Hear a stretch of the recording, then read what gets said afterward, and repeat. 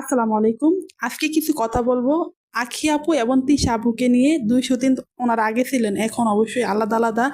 আমি আখি আপুরে আজকে ২ মাস, ১.৫ থেকে ২ মাস ধরে ওনাকে আমি ওনার মেসেঞ্জারে অনেকবার নক দিছি, অনেকবার কল দিছি, অনেকবার ভয়েস করছি।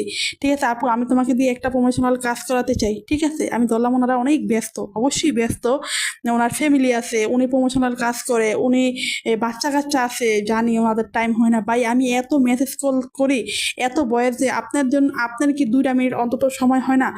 দেখেন, আমরা অবশ্যই সমস্যা আছে বিদায় আপনাদেরকে দিয়ে কাজ করাতে চাই, ওইটাই। অবশ্যই আমি তো পেমেন্ট দেবো, এমন না যেন আমি আপনাকে দিয়ে মাগনা কাজ করাবো।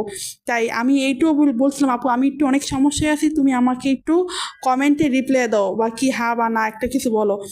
আপনারা মতে আমাদেরকে দিয়ে চিনছেন, ঠিক আছে, আমাদের মতন মানুষটাই মতো আপনাদেরকে আজকে এত উপরের লেভেলে নিছে। ঠিক আছে, আমি আখি আপুরে অনেক ভালো মনে করতাম, তিশা আপুকে আমি অনেক বেশি ভালোবাসি, দুজনই আমার অনেক বেশি ভালো লাগে পার্সোনালি। ভাই যার যার ফ্যামিলির সমস্যা থাকতেই পারে, ওনারা একটু সোশ্যাল মিডিয়া অ্যাক্টিভ দিকে ওনাদেরকে সবাই চিনে, তাই জন্য ওনাদের সমস্যাগুলো উপরে চলে আসে সোশ্যাল মিডিয়াতে।